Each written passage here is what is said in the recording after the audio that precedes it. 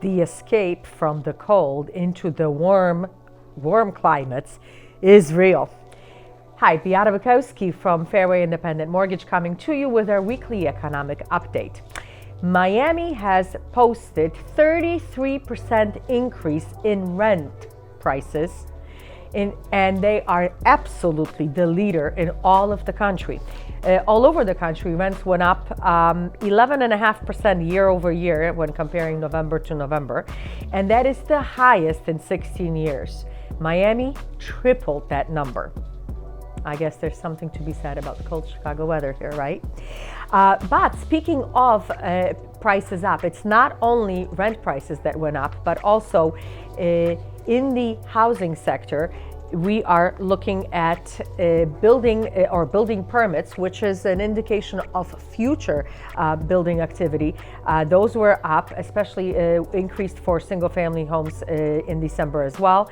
They were up 44% year over year and 39% overall for all kinds of properties. In addition, a builder confidence report came out that showed a slight drop to 83 points on a scale of 0 to 100. Builders, even though supply chains are still a little broken and challenged, employment and labor is also a challenge, but the demand is such that builders still feel ultra confident in starting and building new homes. Speaking of starting new homes, housing starts rose almost 1.4% in December to an annualized pace of 1.72 million homes. That is quite a bit of new homes finally hitting the market, most likely between 9 to 18 months. Low inventory, high purchase prices, obviously high material costs on the existing home sales front, unfortunately showed numbers falling. The existing home sales fell 4.6% from November to December to an annualized pace of 6.2 million units. But the real story is, as we've been reporting to you, the low inventories. There were only 910,000 homes for sale at the end of December, which is down significantly from 1.1 million that were available in November. Anybody that's looking for a home knows this well. These homes are still flying off the shelves.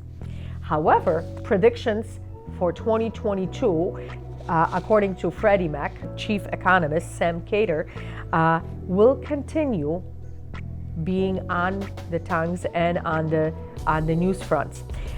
Freddie Mac predicts that price growth will dip from 15.9% as reported in 2021 to about 6.5% in 2022 and cool off further in 2023 simply because supply chains should finally come to normal and finally all these newly constructed properties are going to increase inventory. However, he still thinks that there is going to be 6.9 million homes annualized sold in 2022. 6.9, whereas the annual pace I just reported to you for 2021 was 6.2. So demand is not going to get any weaker, which means that those sitting on the fence waiting for a catastrophe to happen, maybe not so likely. Rents are going higher, properties are still appreciating, and demand is increasing. Buy now rather than later. Freddie Mac also predicts that mortgage interest rates are going to settle somewhere around 3.6% in 2022. And to be all honest, we are pretty much right there already now in January.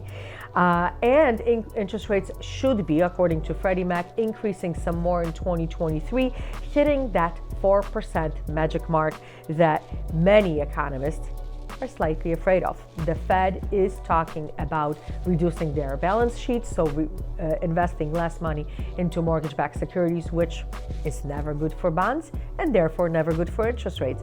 They will continue pressuring higher. That's all I had for this week. Beata Bukowski, Fairway Independent Mortgage.